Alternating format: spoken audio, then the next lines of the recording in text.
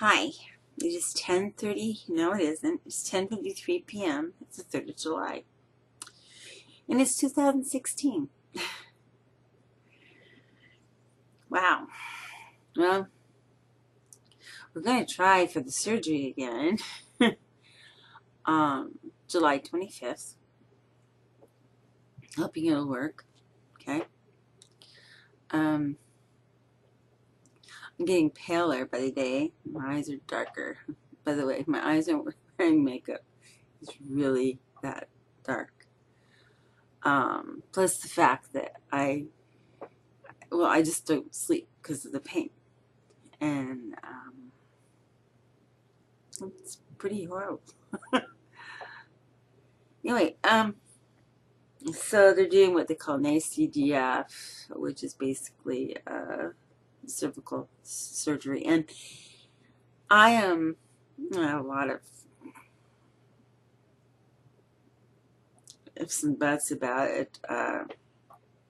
But I did my back too. If you remember, I was scared, and I had a right to be scared after I had it because I was in so much pain, and they overdrugged me, and the hallucinations were not fabulous at all. It was like a bad LSD trip for 31 days. So anyway, I've got so much to say, and I just need to talk,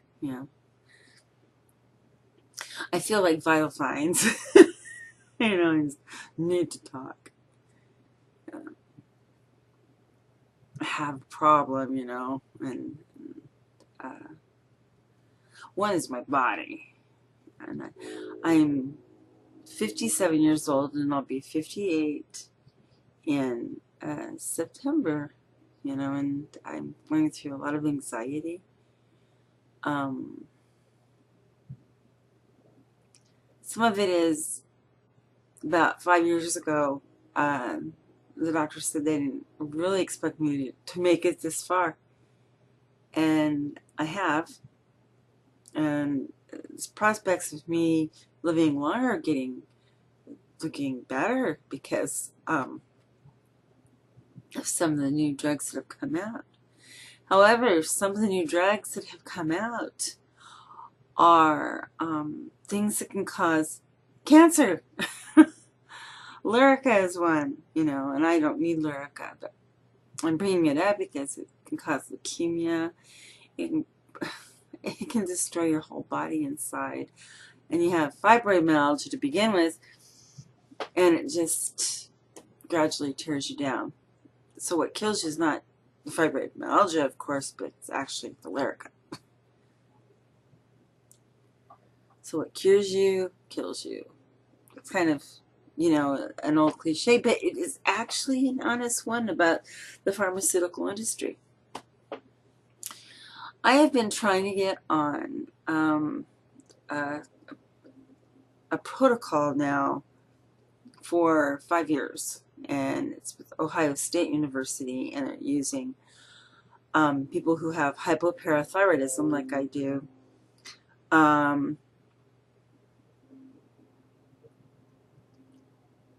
as guinea pigs. We're human guinea pigs. And the reason why, some of them are surgical, but I'm rare because I was born with it. So I am going to okay a guinea pig life, There's a lot of problems with that. One is renal insufficiency, which I have. I'm low on blood. My dementia that they were trying to find why I had early onset ended up being serious vitamin B deficiency. And of course now I take shots for it. And I am actually starting to remember things a lot better. Not perfect, but a lot better.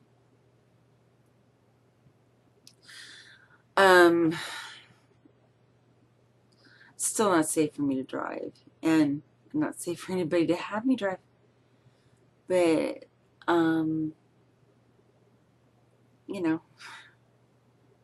life goes on. My daughter showed back up home. I think I told you this a while back, you know. It hurts. I'll tell you why later. And she had cervical cancer. So the doctors went in and did a hysterectomy, took out the tubes, left the ovaries. The ovaries looked really good. And of course, removed the cervix. And they removed any, glands or anything else that may have been infected. Anyway, I did not metastasize beyond that area, which is good. She's expected to be here. I hope not for long. she, oh, you guys, you've known me for years, and I've had a lot of pain and with her, and she's my daughter, and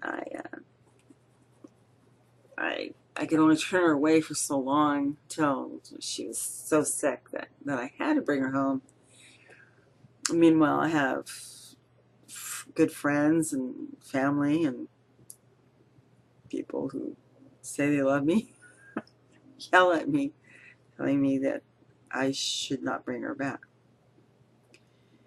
And of course, I took that under consideration. I always have, it's been going on a long time with her, and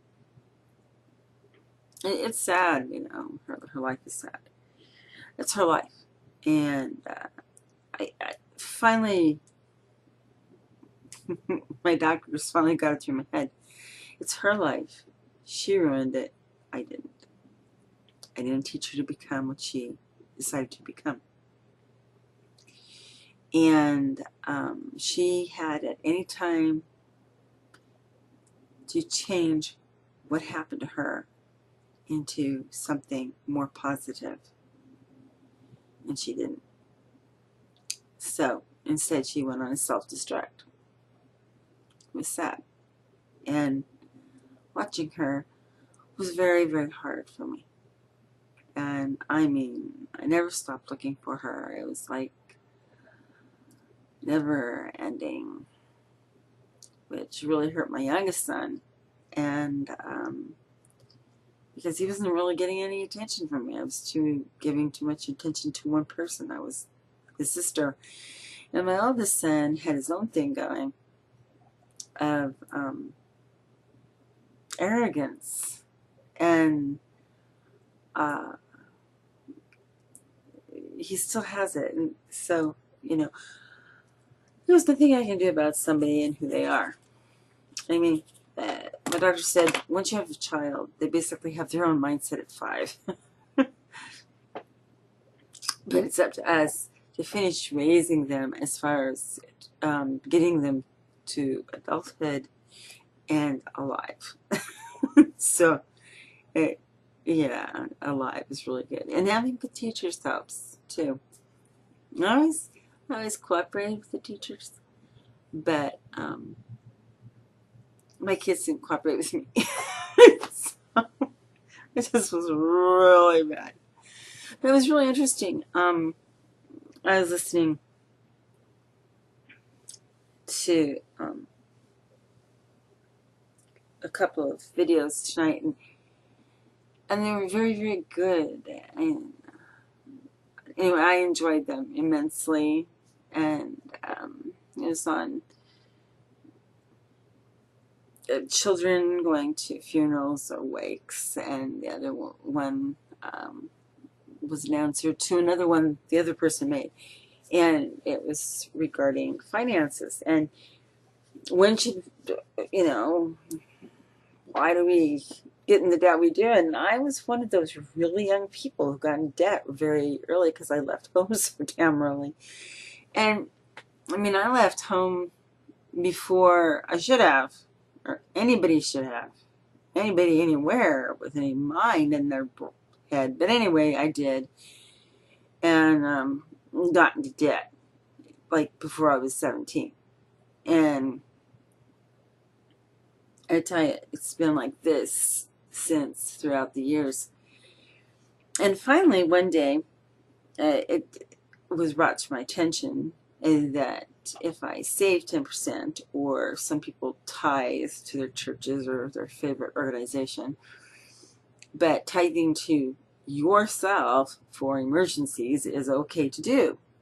I never knew that. I was always taught that you tithe to a religious object.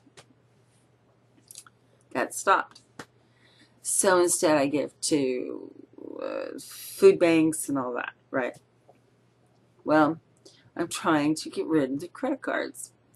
Now, one thing that I came upon years ago, I got myself a condo up in the mountains. Told you all about that. I'm getting this condo, and all my credit cards are paid off. And the real estate guy looks at me and says, your credit's not really that good. I go, what do you mean? All my bills are paid off. Exactly. We need you to have a card that has some money on it and sees that you've been paying it. You have to have a credit card to have good credit, or you have no credit at all, and therefore you must well give up buying a house. My uncle, and of course I wasn't born then, but I was told afterwards, of course, years later, he bought his house cash, you know. He bought his car cash. And this is way before credit cards were, you know, obviously in vogue. But the thing that really blew me away, and I know I'm bouncing around here on credit cards, but is when my oldest son started Cornish University, and the first thing he got in the mail were 2 credit cards with his name on them. You didn't even have to fill out a form. Nothing. And each of them had like $1,000 each on them, which doesn't seem like a lot, but it is to a college kid who's hungry and in dorms. Went out and bought himself a piano. Yeah. Oh my God. It was mayhem. And they're doing this today with college kids. They start sending them credit card applications in the 9th grade. I know, I've seen them, and I immediately rips them up. But what the hell have we done? You know, we keep on bailing out our country, and then we bail it out some more. Credit industry is really, they're horrible, horrible individuals, and the banks that supply them. So what do we do? I always ask myself about needing a bank. Well, I went to a credit union years ago with my last job, and I only borrow money from them that I can pay back, and they make sure I pay it back. They automatically take it out of my check. Problem solved. So has that taught me anything? It taught me a lot. It's taught me that I've put my retirement completely on the back burner, as if it doesn't matter, because I was giving up on living and didn't think that'd get this far, so what the hell. So I went out and I spent a lot of money. And of course I had a life insurance policy that would cover my debt, plus give those away to bury me, plus, you know, put some aside for whatever needs are going to be needing later on. Well, did you know you can borrow on life insurance policies? I did, and I'm still here. So, but I'm here right now, and I guess that's what counts.